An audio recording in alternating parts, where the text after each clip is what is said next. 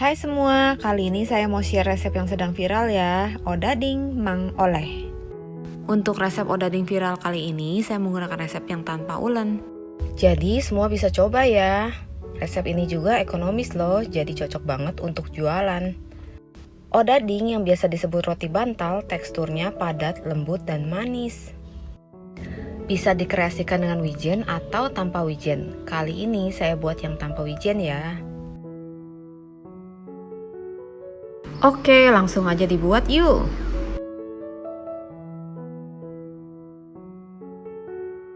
Untuk airnya, di sini saya menggunakan air panas dispenser, kemudian mencampur gulanya hingga larut. Setelah gula larut, kemudian pastikan airnya sudah tidak panas dan masukkan raginya. Untuk step ini jangan di skip ya, karena ini penting banget. Selain untuk mempercepat proses pengembangan, step ini juga berguna agar ragi tersebar merata. Jika raginya sudah mengambang, kita masukkan telur dan minyaknya. Kemudian aduk rata.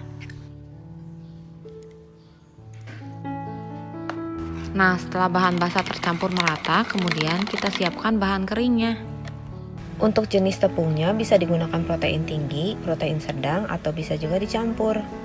Kali ini saya menggunakan tepung protein sedang untuk mendapatkan tekstur yang padat dan lembut. Aduk rata bahan kering, kemudian masukkan adonan basah.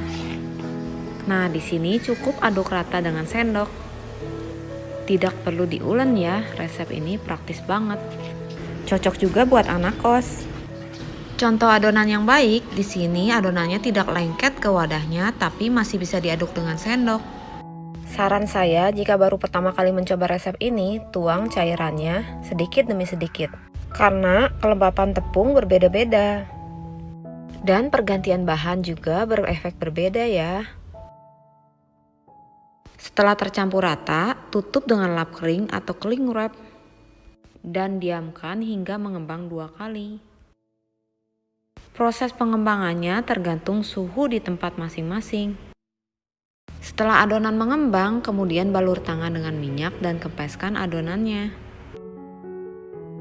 Ambil adonan, kemudian pindahkan ke tempat rata untuk menggilas. Taburkan sedikit tepung pada permukaan. Tujuannya agar adonan tidak lengket saat digilas ya. Kemudian ratakan adonan dan gilas membentuk persegi panjang. Untuk ketebalan adonan jangan terlalu tipis, kurang lebih 1–1,5 cm ya.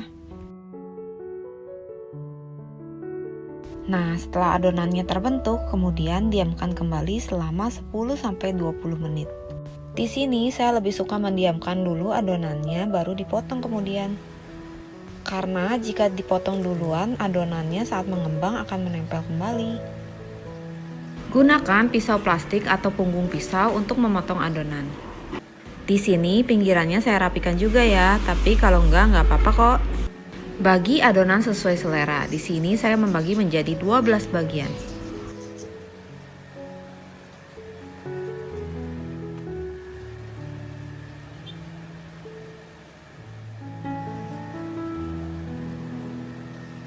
Setelah semuanya terpotong, kemudian panaskan minyak dan goreng dengan api kecil sampai sedang. Saat menggoreng, jangan dibolak-balik ya, tunggu sampai permukaan bawahnya kecoklatan, baru dibalik. Menggoreng roti ini sama dengan menggoreng donat. Jika awalnya minyak kurang panas, maka adonan akan menyerap minyak. Jadi pastikan dulu minyaknya sudah panas ya. Nah, untuk warnanya, odading memang warnanya lebih kecoklatan dibanding donat ya. Karena lebih banyak mengandung gula dan biasanya ukurannya besar-besar.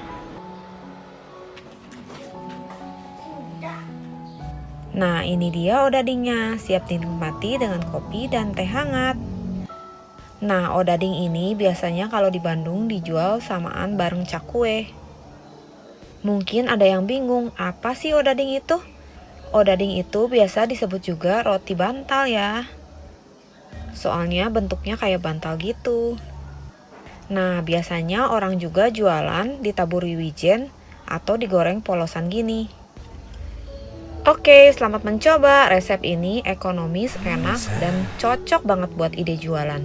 Selamat mencoba ya. So pasti siapapun bisa buat ya. Terima kasih sudah menonton, sampai jumpa di video selanjutnya.